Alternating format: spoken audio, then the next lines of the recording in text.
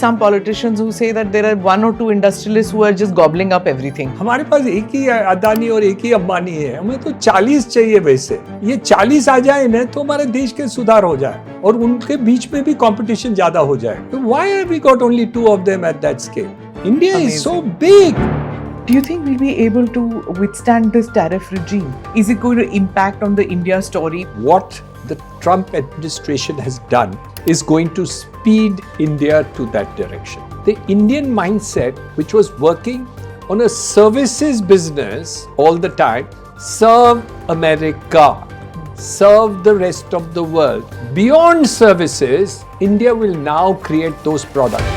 Wealth creators of our country, if they leave, that means they are not believing in this story, the India story. Doctors, engineers, all those people who are now CEOs of multinationals world over. We need to have more of them remaining in India. 90% of those 25,000 who will go there will invest and put money in India. They may live in Dubai to get a quality of life. That's okay. Real estate in Mumbai was associated with dons and mafia and people like that. My only regret was Dr. Hiranandani का बेटा builder बना है. ये घटिया काम है. मराठी में डैम्बिस बोलते हैं. So my whole subconscious was my father should not look down upon me कि मेरा बेटा बिल्डर है. So he would look at me at least with some respect. The healthcare sector, there are bad players among the hospitals too who are overcharging. We must be the medical center of the whole world. लोगों को cancer के लिए America नहीं जाना चाहिए, हिंदुस्तान में आना चाहिए. एक वॉर रूम बनाना है तो हम जैसे जंग कर रहे हैं ना पाकिस्तान के विरुद्ध, ऐसे हम मेडिकल साइड पर जंग करेंगे, एजुकेशन साइड पर जंग करने चाहिए, झोपड़पट्टी का जंग करना चाहिए. ये आप 5 जंग कर लीजिए, 5 साल में सब पूरा हो जाएगा. This episode is powered by easemytrip.com. Namaste, Jai Hind. You're watching or listening to another edition of the NI podcast with Smita Prakash. This episode is being filmed in Mumbai. My guest today is Niranjan Hiranandani, real estate tycoon and ranked by Forbes as among the 100 richest Indians. Son of an ENT surgeon in Mumbai, Niranjan Hiranandani started his career as a teacher and then found his groove in real estate. His name is synonymous with the housing sector in Mumbai and also education and philanthropy. It's something that Niranjan Hiranandani has pursued all his life. Today I speak to him about the India story. What is his vision for his city of Mumbai and for India? Thank you, Mr. Hiranandani. Thank you so much for coming for the podcast. I'm My so pleasure. Glad. I'm going to, of course, talk about your journey and how inspiring it's been. But I also want to talk about certain things which are going on in the country today, which has people worried whether India is going to face a lot of setback as a result of Trump's legislations. And how are we going to cope with it? Is it going to impact on the India story? Because for the past couple of years, we've been told that India is on this upward trajectory and, the future generations are going to see a developed India. But then here comes the American administration slapping tariffs on us, literally sanctioning us in a softer manner, not saying sanctions, but in effect, it becomes sanctions. And then the H-1B decision, the row that has happened. So all this talk that what happens if Indian talent cannot go and certain areas become no-go, especially America becomes no-go. What is the hope that Indians have then? How is one to cope with this? Lots of questions in one question. It's my privilege. I'm very happy to meet you and do this podcast. So it's a pleasure. Thank you very much for joining and being together. Your point is so well taken. We took America for granted. We take the world for granted. We treat the status quo as granted. We do believe that status quo of the world, which happened since World War II, is not going to change. Number two, that the bipolar situation which was existing in the world would continue forever. Both of these have changed completely. The new administration has made it very clear that you may be my friend, you may be my enemy, it doesn't matter what it is, As long as the trade is not in their favor at this point of time, they are not going to be with you. So I think America has made it very, very clear as to what they want. But look at the other side. Our Prime Minister, Mr. Narendra Modi ji, has said very clear that we want Atmanirbhar Bharat. He's talking about a Viksit Bharat. He's fixed a deadline for that too. And he said 2030, 2047, ABC is going to be achieved. I think what the Trump administration has done is going to speed India to that direction. Not by choice of doing it faster, but because we are converting a challenge into an opportunity. Sure, adversity. Adversity. So if you can't export to America, let's look at an alternative base in order to do so. Of course, products may be different, opportunities will be different, but why not look at the whole world? Number two, I think what is going to happen is that the Indian mindset, which was working on a services business all the time, serve America, serve the rest of the world, not create the products of the world. So not create the Apple, not create the Microsoft, not create those. We were hesitant. We weren't confident to do so. Today, I think there is an opportunity where beyond services, India will now create those products. China is also doing it. Similar way, looking at the chips, looking at the AI, looking at the products manufacturing, doing it. Look at the last week's statement. We are not buying aeroplanes from America. We are ordering with HAL. About a couple of months ago, people were diffident. HAL has not delivered. Do we give it to HAL or not? Now the decision is clear. We have to become Atmanirbhar. We have to do whatever it is. And a deadline is given for these aeroplanes to be delivered to the Air Force. I think great challenges, of course, pain when you make change. Any change is painful. हमारे जिंदगी में भी कोई change करने की जरूरत पड़ती है तो थोड़ा हिचकिचाहट होती है. लेकिन I think it's good for the country and it's good for India to actually do it, and you have a strong leader capable of doing it. Okay, but do you think we'll be able to withstand this tariff regime? In the sense that, look, let's just say one or two sectors. If we were to look at the IT sector, whether we can take it with the H1B, whether we can take the gems and jewelry tariffs, whether our textile industry will be able to cope. The tanneries are shutting down. People have been told to go on leave. So these are hardships which I understand that the powerful players feel that this is adversity, challenges, and we'll rise to it. But there are the small men and women at the workforce level who will have to relocate from America, thousands of people. What happens to that? Painful. Yeah. Very painful. All change is painful. 1991, there was much more pain than what is happening today. In 1991, all our industry was protected. Yeah. The Ambassador car and the Fiat car was protected.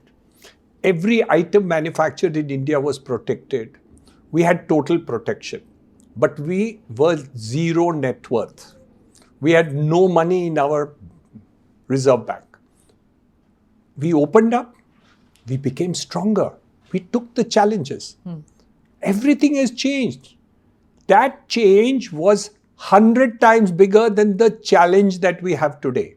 Today we have the resources, we have the capabilities, and now the mindset to do it.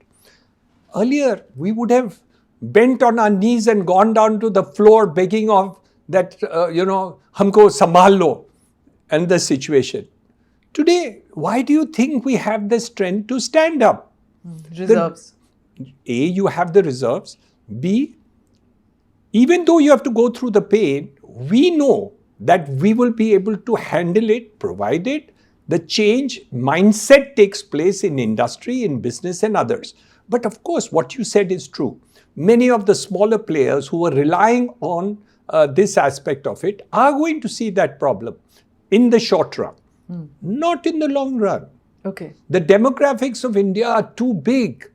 We have to cater to the Indian situation, copy what China has done by creating exports, but also to see that the demographics of the country also increases the situation to do it. The planes, the rockets, what are we not making? 35 kilometers of national highway per day. It is as much as what China did in its heyday of doing roads and other things. I have, you know, Smita, I agree with you. Pain is going to be there in the short run. But if this pain is there, it's like an injection or an operation to make you healthy again. You sit on various boards, chambers of commerce, and do industry leaders like you, all of them say they have the same optimistic view about the India story? Yes and no.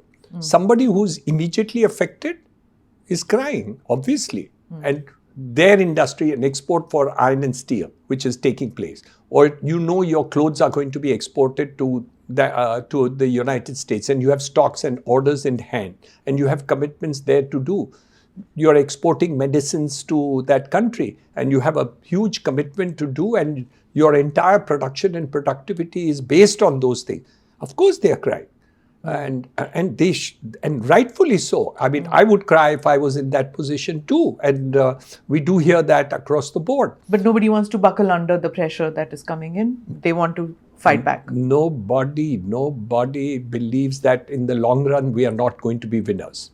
Everybody is very confident that we will be winners in the long run, in the short run.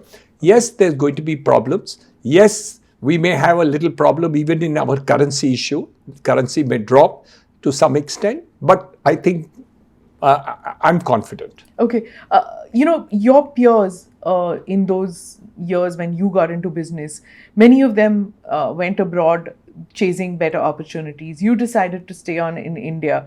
Why did you take that decision? What motivated you to make it out here?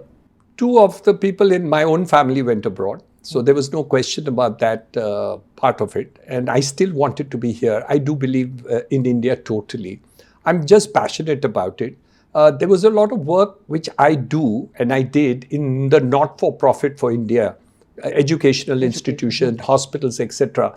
And my attachment to both the business part of it as well as the philanthropy, not-for-profit, as we say, is so much that I don't believe that I would get the satisfaction of really going and settling abroad simply because there is a totality of life which I enjoy tremendously over here. So I wouldn't go even if I made 1/3 the money that I make today. Irrelevant. But what you're saying is right, that a lot of people who went at that point of time are coming back today. Lot of them.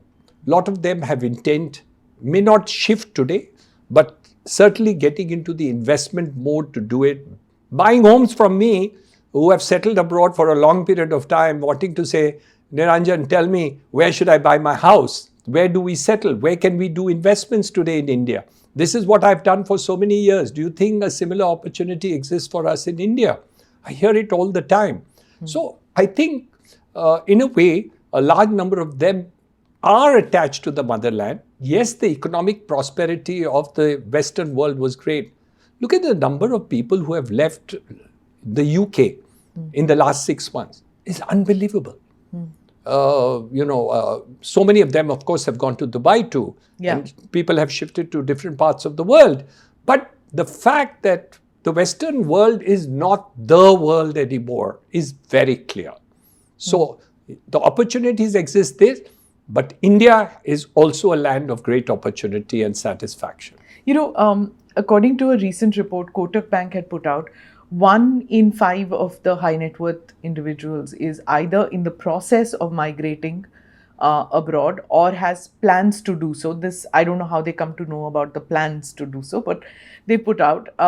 There's a book by Sanjay Baru who had interviewed, and he said that and he also cites thing that 23,000 millionaires have left the country in the last decade.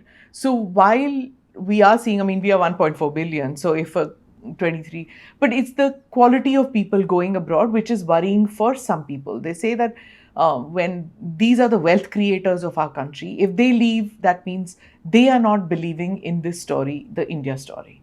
How do you see it? Two parts. Wealth creators all the world over move to areas where are tax heaven. So not a surprise for me. What actually worried me more was not that. My worry was that the technocrats, the people who were doctors, engineers, all those people who are now CEOs of multinationals world over, we need to have more of them remaining in India.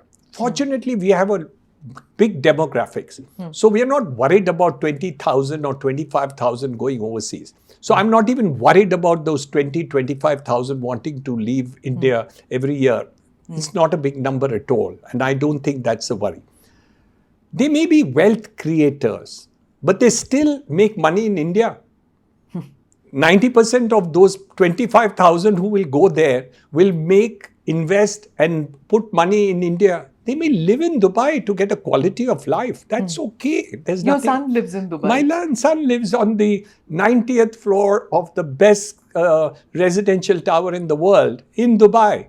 So he can't convince you to come and live with him there, right? No, I'm trying to convince my grandchildren to come back. It's the other way around.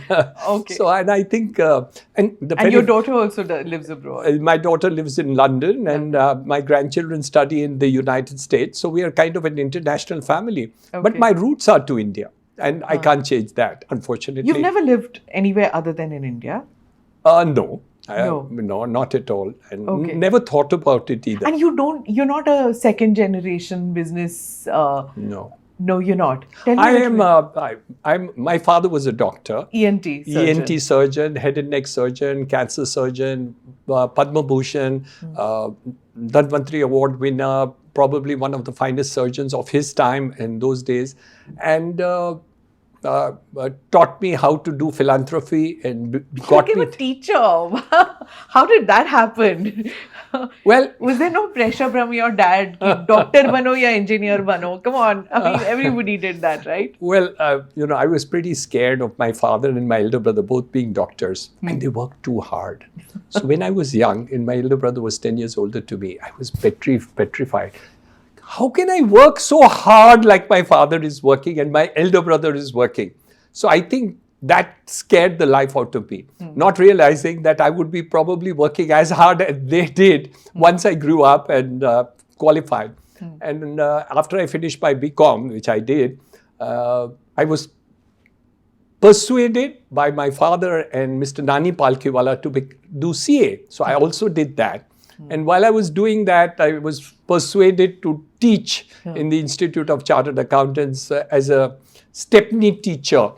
And I still teach. I still teach till today. Education is very important to you, right? I love it. I love the connection with students. And this month, 30 days, I must have lectured at least 4 colleges and schools. So it's part of me. And real estate, how did that come about? Oh my God, that place is so beautiful, what you made. Thank you. So first getting Hafiz Contractor, right? Who did that? How did that work?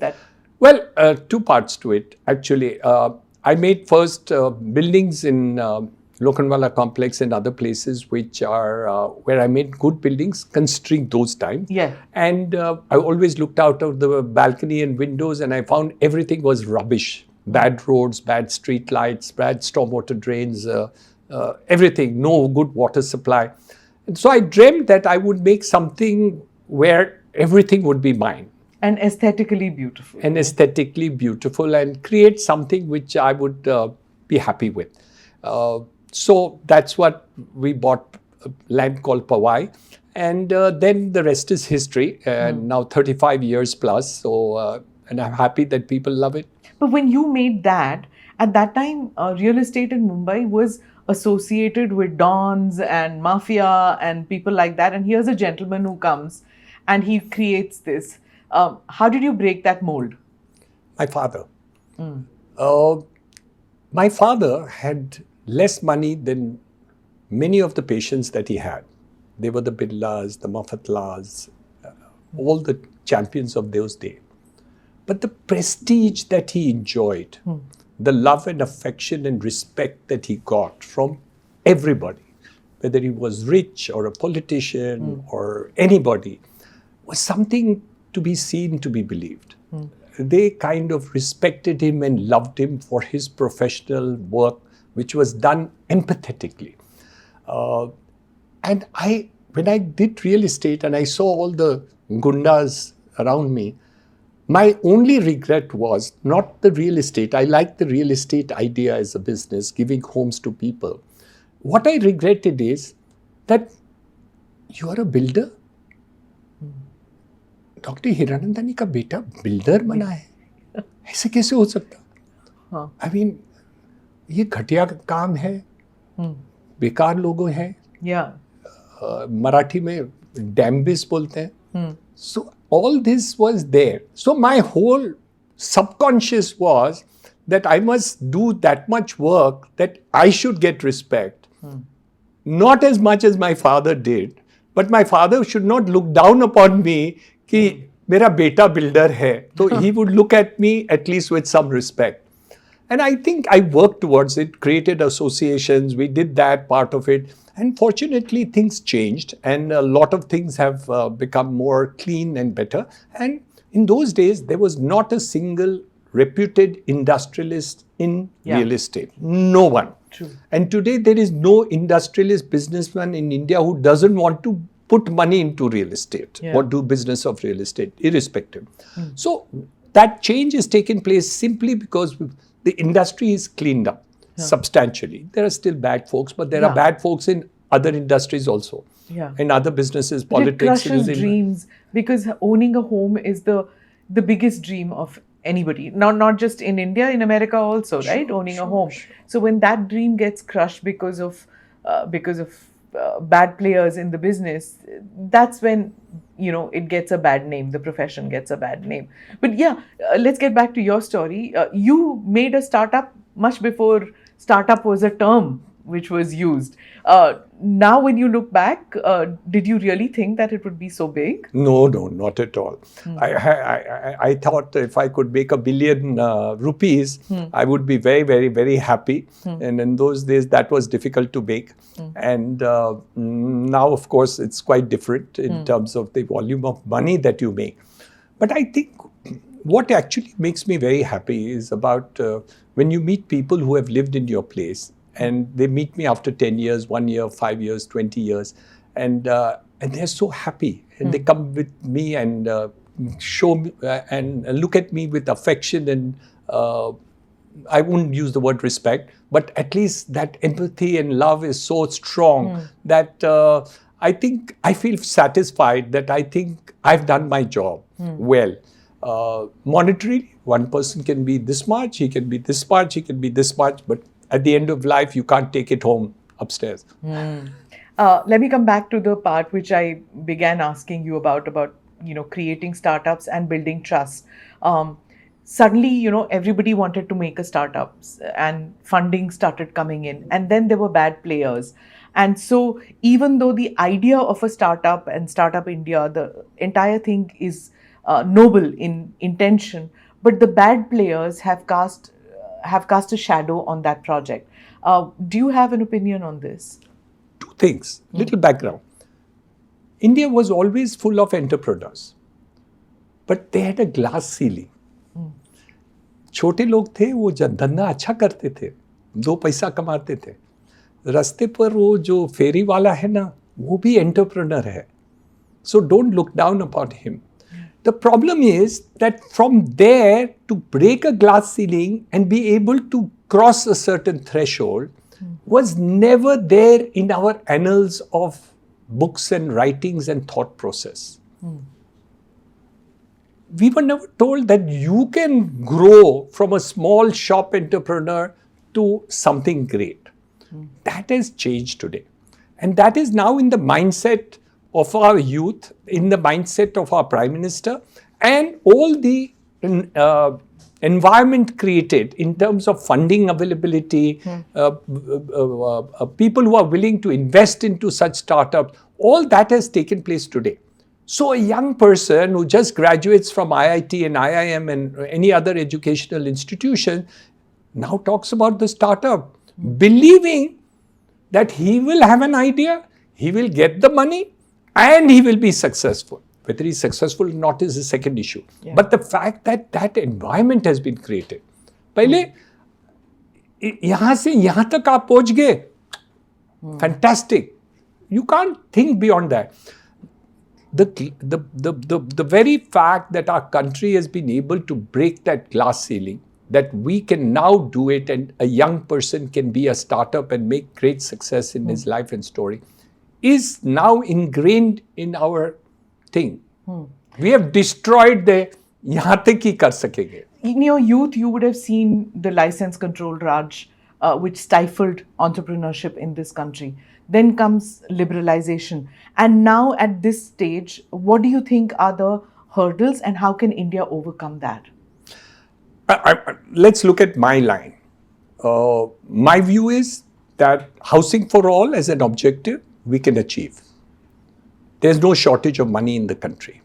We can eliminate all the slums in Mumbai. Mr. Devendra Fadnavis has said in 7 to 8 years, I can eliminate where half the population of Mumbai lives in Jhoppatis today.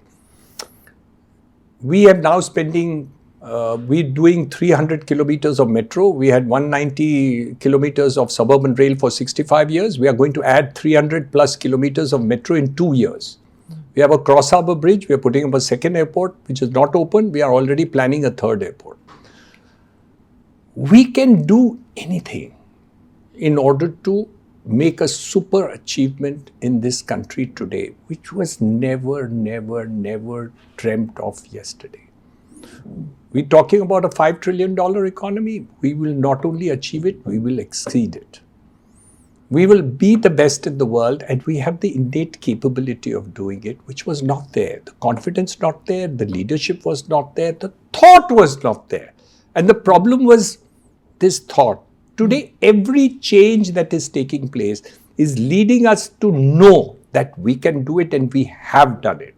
And we can be the best in the world. Hurdles, problems, of course we have.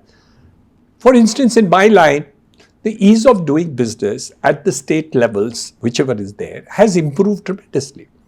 But if we still improve the ease of doing business, we would solve the problem in half the time that we do today. That is the issue which is challenging now. So Sanjeev Sanyal, now he's got into trouble a little bit about what he said. He said the judiciary is one of the biggest hurdles. Some say bureaucracy is a hurdle. With the existing bureaucracy or existing judiciary, they cause the hurdles. Everybody has a take on what is stopping India from an upward trajectory. No, I don't. That is an extreme statement. I'm not agreeable to it. Okay. Why? Because we've already improved so much. The question is, every time we do some improvement, no, वहाँ हम अटक जाते हैं. हमको गडकरी साहब चाहिए, prime minister चाहिए, जहाँ वो अटकते नहीं हैं. 2-4 kilometre national highway per day बन रहा था, वो 10 चाहिए, 10 नहीं 30 चाहिए. अभी 35 kilometre of national highway per day he does and he says there is no shortage of money. ऐसे कभी मैं सोचा भी नहीं था, प्राइवेट सेक्टर में भी नहीं सोचा था. ऐसे लोग चाहिए. ब्यूरोक्रेसी का 100% इंप्रूवमेंट हुआ है, लेकिन हमको 100% से संतुष्टता नहीं है क्योंकि हमारा मकसद पूरा नहीं हो रहा. Dil mange more situation. No. We need to have bigger goals. We have to have bigger goals and we have to have bigger goals and we can do it. That is worrying me. Okay. देखिए, I can have आसमान छूना है, लेकिन मैं समझता हूं मैं वहां पहुंच ही नहीं पाऊंगा. मैं जानता हूं आज के तारीख में कि मैं वहां पहुंच सकता हूं. Yeah. It is not question of that. That is trust. That is disturbs me. I'm not disturbed. If you can't do it, you can't do it. I'm already 75. I will not be 105. That doesn't disturb me. But if I'm healthy at 75 and I don't do, that disturbs me. So what is already achieved by the bureaucracy? Salam. बहुत अच्छा काम किए. हमारे महाराष्ट्र में बहुत बढ़िया काम किए. देखो ये सब प्रोजेक्ट्स जो बना रहे हैं वो बहुत ही अच्छा किया है काम. Really good. What is disturbs me is what is coming in the way of being super duper के ऊपर achievers. वो हमें चाहिए. And what do you have to say to people who say that this is a skewed development? Only some are enjoying the fruits of development, and a large chunk of our population, millions, are getting left behind in that. It is not possible to do for the whole population on one day. ये हो ही नहीं सकता. कोई देश में नहीं हुआ, कई विशेष में नहीं हुआ, कहाँ भी नहीं हो सकता. अच्छे अच्छे बड़े से बड़े देशों में हर लेवल की प्रॉब्लम्स अलग है. और 65 साल हमने कुछ इतना नहीं कर पाए. अभी हम 10 साल के अंदर सब कुछ करना चाहते हैं. हम विश्व में सबसे बड़े देश बनना चाहते हैं. It's not a goal you can reach in one day. But look at the number of middle class people who are today aspiring to buy better homes. Ask me, it's crazy. I couldn't even understand this. Yeah. The people and the aspiration of buying houses after COVID, मेरे समझ के बाहर है. Yeah. And in Pune, we put up a project, 1,000 apartments got sold in 2 days. Yeah, but who's buying? How are they buying? I'm telling you, you can't believe how many people have become moneyed and successful today in India is unimaginable. The poverty levels have also come down. Come to Mumbai. If you had come 30 years ago, every street lights you would have beggars. Yeah. I'm born here. You don't see a single beggar in Mumbai. But the city's infra is under such pressure, and I know the video went viral, which you said of you with going in a suburban train around, but it's a nightmare commuting in this city. Of course, the C-Link has come and everything has come, and the corridors are coming up, the metros are coming up. But still, every monsoon, it's the same with Gurgaon. I'm not telling you that it's just your city. Delhi and its NCR region, that went for a toss this monsoon. And people paying 40 crores, 50 crores for a flat can't get out of their flat. And now we're getting into the Parali season. The smoke is so unbearable. Yeah, horrible. That you cannot, these are situations where even if you have the money, you don't have the ability to withstand all these pressures of urban living. Smita ji, I agree with you 100% on every word that you have said. But look at the changes. In Mumbai, we are going to have 300 kilometers of metro in next 2 years. We have a coastal road which is going to go up to Virar. We have a cross-harbour bridge which will empty out new land equal to half the land of Mumbai empty within 1 hour distance from South Mumbai. All this is a great opportunity which was not there. There is a target to remove slums by Mr. Devendra Fadnavis in next 7 years in Mumbai. 50 lakh people will be brought into homes. It's a very, very ambitious target. It's not easy to do what is being done, but it's being done. The question is, and I agree with you, Smita, I want it done in less time. That is my problem only.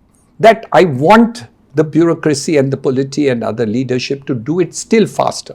I want it done tomorrow. I want it done faster. And it can be done. That is the only problem I have.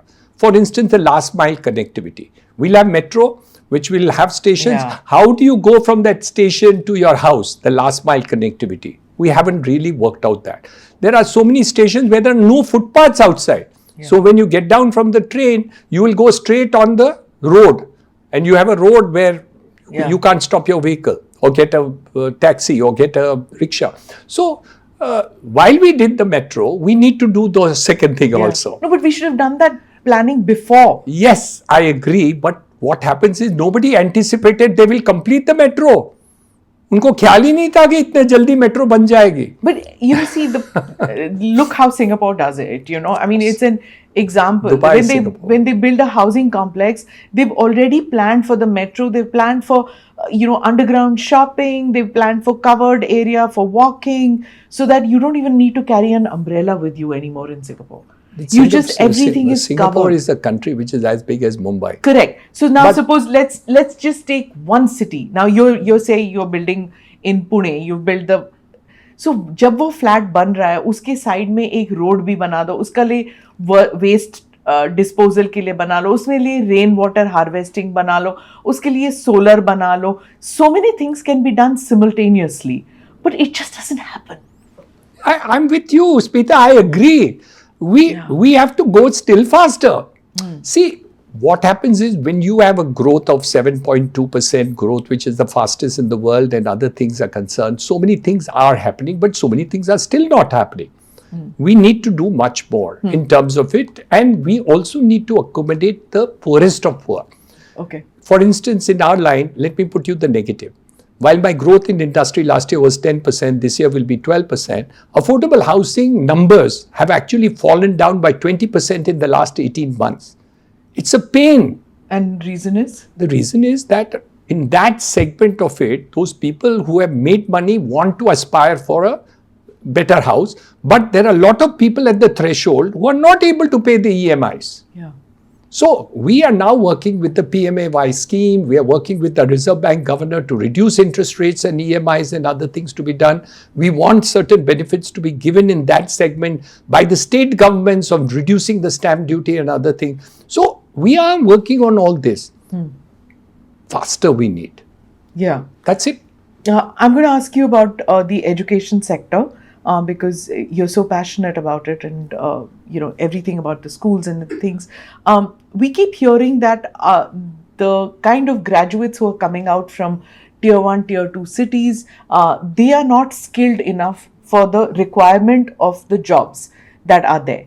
The requirement of industry is something else, but those who are coming out from these tier 1, tier 2, tier 3 cities, they just don't match up. So we have this lacuna in the system where we have so many people without jobs and so many jobs without people we can find to hire them. Where is the problem now? How do we solve this? First of all, we need a total revamp of the education system. The National Education Policy. How many times will we revamp? It has just come in 2020. We now started implementing that. 3 things are very important. First of all, they need a revamp of the syllabus. Many of the things which we taught in our colleges were only 45 years old. What was being taught to me at that time are still being taught today. So, 1, you have to change the syllabi completely to make it suitable to what the situation is. Otherwise, the respect for the teachers is becoming zero.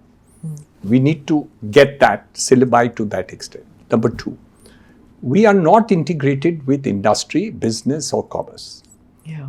We need to change that. We have to do, every person doing commerce, engineering, etc. must do internships similar to what is done in medical colleges, and in the case of chartered accountancy, you have to do internships. Correct. We need to now bring in internships and connectivity with this thing. Third, we need to do skilling suitable for industry. We need industry and academia to merge. It's done in America, where they merge academia, industry uses educational institution to do research, to do studies, and all those things are actually integrated. We need to bring that part of it. And these changes have to be integrated with AI. That is imperative. If any educational institution in the next 12 months doesn't integrate AI into education system, they're redundant. They're out of date. Because then the information available to the student will be 1,000 times more than the teacher. So that part of the integration is to be done. So that's one part. And skilling teachers too. Skilling teachers, of course, they have to completely relearn, unlearn, all that. There's a second part of education which is missing in the country, which is much bigger. Real estate industry, we are 2 million workers short of skilled workers today. 2 million. A company called L&T, the CEO announced about 2 months ago, it's there on the internet, that one company is 25,000 skilled workers short, and they run, I believe, 17 skill centers in India for construction workers alone. Forget all the rest of it there. And what are these big skills? Carpenters, fitters, plumbers, painters, wiremen. Today they earn 150 rupees a day.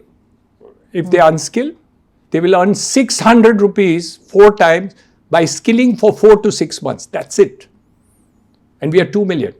By 2030, we will be 5 million workers short if we don't catch up on that. Wow. In India, we can solve the unemployment problem, and China did that in its heydays by focusing on real housing and infra and training workers for that. They solved their unemployment problem, otherwise China would be in a revolution. They did that in China.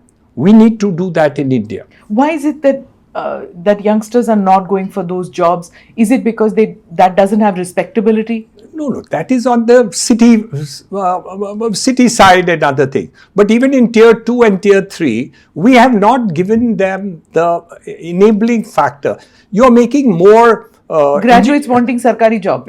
All of them. I mean, everybody wants to become a BCom. And he doesn't want to go on the side. Because we don't give respect to people who work with their hands. Yeah. It's a very sad story. But the next couple of years, if you want to solve the unemployment problem, you'll have to do skilling. And the method by which they're doing skilling today is not going to be able to solve the numbers that we need. You need scientific skilling. You have to delegate skilling to construction companies, to sites to be done. They have to be done on the site. And we now have the tools. We have AI, we have the internet, we have to be able to do it. The people on the site should be taught how to skill workers, not in schools and colleges and other institutions. Those days are gone. We have to do it on the sites and do it. Industry has to do it. So, while wealth of India goes up, if you don't skill these things, the division between the rich and poor will remain, and people unemployed could be dangerous to our country 5 years from today. So, it's not a question of choice that you must skill them. It's a security issue too. It is a security for India. Yeah. If you don't skill the workers and give them the jobs, and can you imagine 6 months training and you get 4 times the job? My BCom students will not earn as much as the plumber and electrician and painter and wireman will earn. Yeah. So I think somewhere there we have to rapid fire and increase the number of skilling people that we need to do today. So education on this side, revamp is required. Teachers also need to be skilled and upwards. Syllabus needs to be done. But the real skilling will also have to be in skill sets where we have not done enough at all. Okay. I also want to ask you about the healthcare sector, because you're involved in that too. What are the challenges that faces? I mean, insurance is a big thing. People going in for healthcare don't have the insurance, cannot get the treatment that they want because the insurance companies will not okay it. That becomes an issue. There are bad players among the hospitals too who are overcharging or going through processes which are probably unnecessary. What is necessary now for the regulator to be stricter or more hospitals? What is it? Any line which is inadequate in numbers will fail. If you have shortage of houses, you have a problem of housing. If you have a shortage of medical availability, you're going to have a problem of all the things that you have said.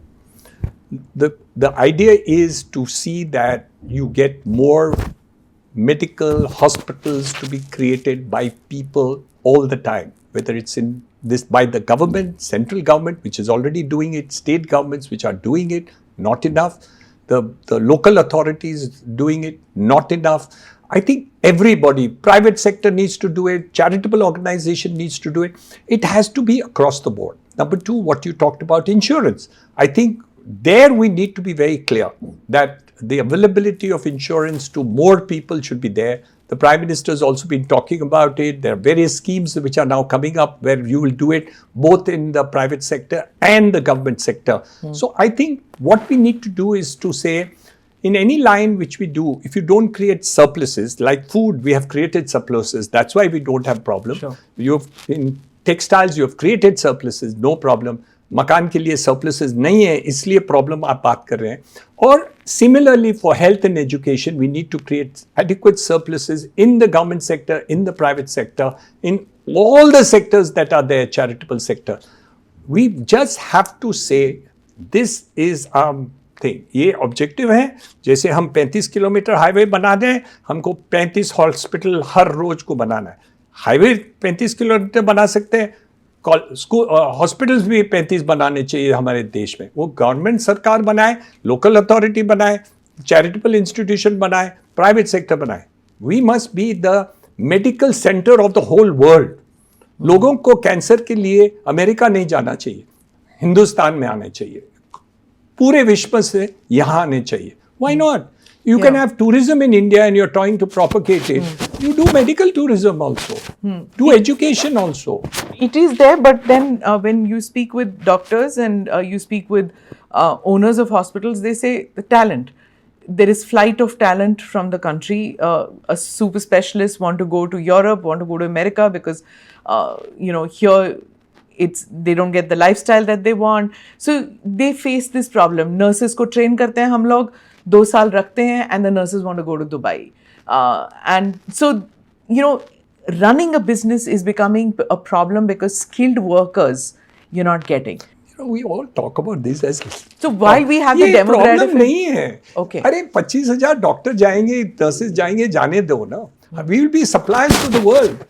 The point is, you get more medical colleges in India. Every hospital. Why does All India Institute of Medical Science not have a medical college attached to it? Every large medical institution should, whether it is government, whether it is private sector, if you have more than 300 beds, you can have a medical college attached to it. See, the point is you have to create more doctors, you have to create more nurses, you have to create technicians, you have to create all these things. And today, you can afford it. Yeah. पहले पैसे नहीं थे. Private sector will invest into it. Charitable organizations are willing to do it. CSR of companies, people are willing to do it. Tatas are doing it. Everybody is doing it. Tell me one company which is not doing it. I mean, of the size and scale that is there. I may do more. Somebody may do more. But lots of people are willing to do it also. Many of them don't know how to do it. That is the problem. So we have to teach them. ऐसे करो. हम मदद करने को तैयार हैं. Let somebody put up a hospital. I'm ready to run it for them. So many institutions willing to do it. So we have to have a target. We have to have a mindset. We have to assist that mindset. And then we have to monitor it like a war room. आपको इतने मकान बनने चाहिए, इतने झोपड़पट्टी निकलना चाहिए, तो हमें एक वॉर रूम बनाना है. तो हम जैसे जंग कर रहे हैं ना पाकिस्तान के विरोध, ऐसे हम मेडिकल साइड पर जंग करेंगे, एजुकेशन साइड पर जंग करने चाहिए, झोपड़पट्टी का जंग करना चाहिए. ये आप 5 जंग कर लीजिए, 5 साल में सब पूरा हो जाएगा. You're that positive about I India. am 100% positive. I will leave all my work and attend to any one of them which the government wants me to do. Okay. Because, you see, the point is, Smita, you have to understand, this is the first time that I see we can achieve it. In the good old days, पैसे नहीं है, ये नहीं है, वो नहीं है. सुन के मैं तंग हो गया. Yeah. हम करके बताया, हमारे देश ने करके बताया, but they were too few, too little.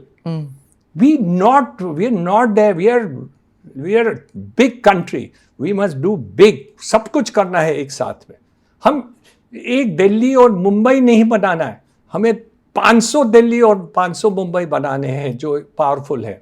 हमें 5 कंपनी आईटी के नहीं करने हैं. हमको 500 कंपनी ऐसे करने हैं कि पूरे विश्व को डर लगना चाहिए कि हम क्या बन गए. And while you were saying that, we have several and we need to have several, there'll be some politicians who say that there are 1 or 2 industrialists who are just gobbling up everything.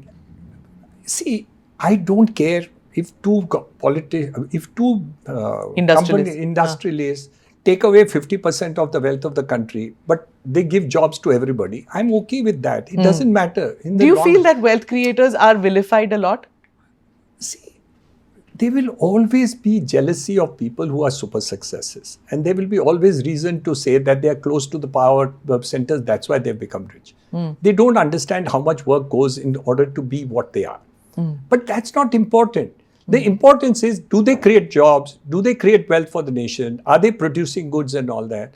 You want to be jealous of them? Be jealous of them. You are proud of them. Be proud of them. How does it matter to the country? It's like pulling people out of jhoparpattis, which you're talking about. The Dharavi project came in for criticism. The same thing happened in Delhi when... We need 40 Adanis to come. हमारे पास एक ही अदानी और एक ही अंबानी है, हमें तो 40 चाहिए वैसे। ये 40 आ जाए ना तो हमारे देश के सुधार हो जाए और उनके बीच में भी कंपटीशन ज्यादा हो जाएगा। तो ये क्या है, दो ही हैं अंबानी और अदानी साहब, दोनों जन अच्छे लोग हैं, अच्छा काम करते हैं, लेकिन हमें 40 की जरूरत है। Okay. Why have we got only 2 of them at that scale? India is so Amazing. big. Amazing, Yeah. amazing. I love your take on this. Yeah. Let me come to you. Let me come to what does a billionaire do when he wakes up first thing in the morning? What's your fitness regime? What's your diet? How do you live your day? Before I wind up, I have to ask Okay, you. 5 days a week I'm going to the gym, and at least. So 3 days I do regular gym work. 2 days I do cardio. Yeah. And I do yoga 2 days a week. Okay. And I play squash one Oh, day. you're totally committed to your fitness. And I play squash once day a week. I try to. All this is not done every time because I have travel programs, I have commitments where I have to miss some of these things. But at least 4 days a week, some exercise of some kind of thing is done. Okay. And for food, what's your diet like? That's my weakness. I don't believe Smita. that. Looking at you. No, I wish I could control my food. My doctors have told me that you now have to control your food. You know, you're 75, you better control your food a little bit more. I'm trying, not successful. I love all my food. I love my pav bhaji. I love all those rubbish stuff which doctors tell me not to have, but I still have all of them. And, Okay. And for relaxation, what would you do? Oh, I go to colleges. I like to interact with students. And what do? I love to fly down to Dubai, play with my grandchildren, and fly back. Okay. And Is it always more enjoyable to be with grandkids than your own kids? that's my biggest grouch against my children. That my grandchildren are not staying with me. I'm not complaining that they are not staying with me, but I'm complaining that my grandchildren are not staying with me. So. Is it easier to be a granddad than being a dad? 100%. Yeah. Were you a hands-on dad with your children? Not really. My father, their grandfather looked after my children more than I did. And we were joint family and we stayed together. So it was easy. Here it's difficult because the grandchildren are out of reach. But otherwise I would spoil them much more. Politics, ever? At age 52, somebody suggested he's going to propose me for Rajya Sabha and I refused because I didn't think I was fit for it. And so never in politics. But you like to work with the government for projects, but not... No, I work on policy. For last 40 years, I must have worked on... I worked with Honorable Vajpayee ji's government for the first national housing policy. Worked with Balasaheb Thackeray to create the policy for slums. I'm a co-signatory on that policy here. I've worked on policies with the government center. PMAY scheme, I was involved as Naretco president, I believe. Is it? As such, I am president also. Do you like working in the sense of in policy? Is it fulfilling because you can make a difference in people's lives? How is it? Yes. So there are two aspects of it. One, you can be in politics, or you can affect it by being in associations and work on policy. I thought the second is better because in the first you have compunctions of the government and whoever is the other people. While when you are heading the industry, you say exactly what you need and what the country needs. You don't have to moderate it depending on what the politics of the day is for your political party. So for me, I think being in association and then suggesting ideas and thoughts to do whatever it is. And I've done hundreds of meetings, including yesterday. Did one on something to do with transport-oriented development around bullet train, which is coming up. So I had a meeting with the government yesterday for that. So I love to interact on policy. Okay, great. So what next for Mr. Hiranandani? Next, we are starting a project as big as Powai, which is at Alibag, which will have, which is about 250 acres. It will have 5 hotels. The whole of Alibag now has 1 hotel. In one project, will have 5 hotels. We'll have a service department. We'll have plots. We'll have villas.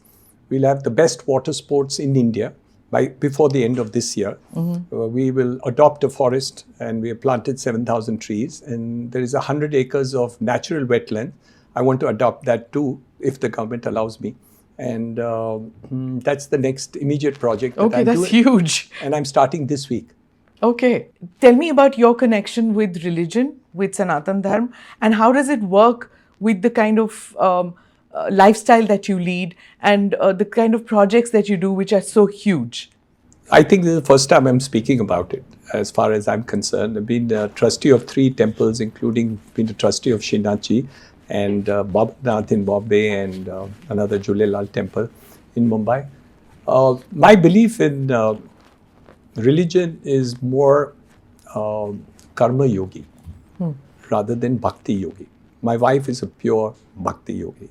I'm a karma yogi. And I believe that my duty to the country, to people, to my people who work with me and other people is the real Sanatan Dharma. And that's my belief. And I believe that action is the most important thing. Just believing in the rituals of the day is not my forte. We do rituals, but if your focus is not on karma, I think for me, there is no spirituality but in karma for myself towards the people. Interesting. All the best to you.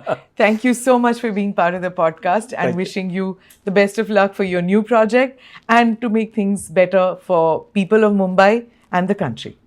Thank you so much, Smita. Thanks. Always a pleasure. Thanks. Thank you for watching or listening to this edition of the ANI podcast with Smita Prakash. Do like or subscribe on whichever channel you've seen this or heard this. Namaste. Jai Hind. This episode is powered by easemytrip.com. Click here to watch the previous episodes.